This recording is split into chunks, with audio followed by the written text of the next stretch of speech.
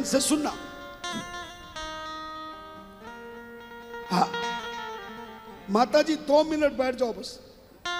हाँ अच्छा ठीक है, बहुत सुंदर। माता जी शिवलिंग की पूजन कर रही हैं, आप भी हाथ जोड़ करके झोली फैलाकर आशीर्वाद प्राप्त करें। फूल का क्या करना चाहिए? सूखे फूलों को दोनों हाथों से परिवार के द्वारा चूरा बनाकर, आधा चूरा एक कटोरी में डालकर घर के मंदिर में रख दे और आधे चूरे को लाल रेशमी वस्त्र के छोटे टुकड़े में बांधकर अपने खजाने में लॉकर में रख दे। ये दोनों काम होने के बाद अगर माला होगी तो उसमें धागा निकलेगा। उस निर्माल्य माला के धागे की गांठ को खोल ले, गांठ ना खुले तो तोड़ दे, फिर धागे के दोनों मुंह पकड़कर सीधा धागा करे तो धागे का बीच का भाग आ जाएगा। क्या आएगा? बीच का भाग। बीच का भाग। सबसे पहले गायत्री मंत्र बोलकर या हरिओम बोलकर पहली गांठ धागे में सबसे बीच में लगाई। कौन से धागे में? जो माला में से निकला है। पहली गांठ बीचों बीच लगाए। इसके बाद सबके बीच वाली गांठ के एक तरफ 7 गांठ और लगाए और दूसरी तरफ 8 गांठ लगाए तो धागे में कुल कितनी गांठ होगी? जोर से बोलो। 16 गांठ हो गई।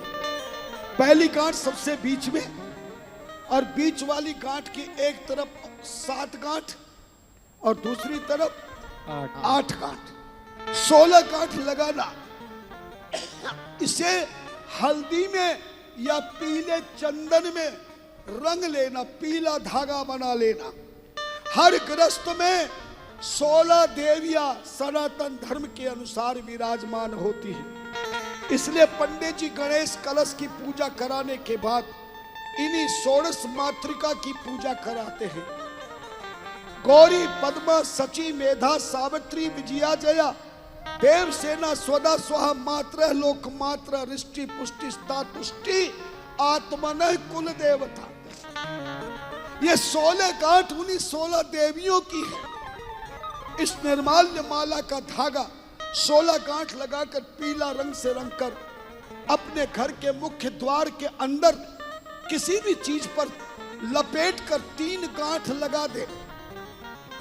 कहते हैं कि जिसके द्वार में ये धागे का बना हुआ सुंदर यंत्र जिसके घर में बंध जाएगा, उसके घर में वास्तु दोष, देव दोष, पितृ दोष, ऊपरी पराई टोना टोटका सब समाप्त हो जाएगा।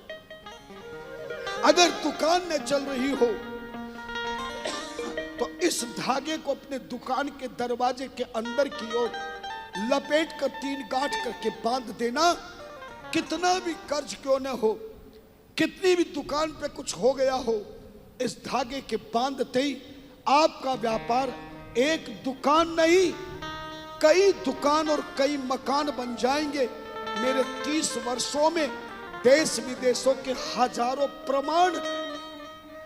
यदि किसी को संतान न हो रही हो, संतान हो के मर जा रही हो या संतान होने में दिक्कत हो, तो जिस कमरे में बहू बेटे सोते हैं उस कमरे के अंदर जिस पलंग पर, जिस खाट पर, जिस चारपाई पर बहू सोती हो, जिसको संतान की आवश्यकता हो, उस खाट के सिरहाने की तरफ दाएं पाए में, चारपाई के पाए में आप इस धागे को लपेट कर 3 गांठ करके बांध देना।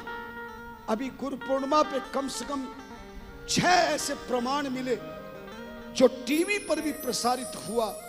वो देवियां कह रही थी, एक कह रही थी मुझे 15 साल के बाद संतान हुई, एक कह रही थी 12 साल के बाद जो आपने उपाय बताया उससे करने से हुआ, एक ने तो कहा कि 22 साल के बाद मुझे बेटा पैदा हुआ। है संत की माला के धागे का बहुत बड़ा जादू है।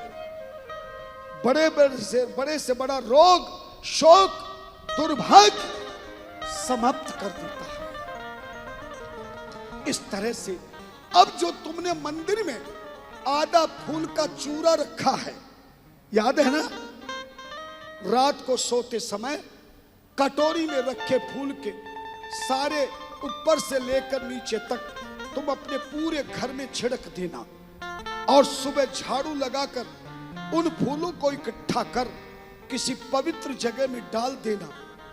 रात्रि भर में निर्माल्य प्रसाद के डाले हुए पुष्प का चूरा उस घर के वास्तु दोष, ऋषि दोष, देव दोष, ऊपरी पराई टोना टोट का सब समाप्त करके उस घर को घर नहीं, उस घर को मंदिर बना देगा और जीवन में आनंद ही आनंद।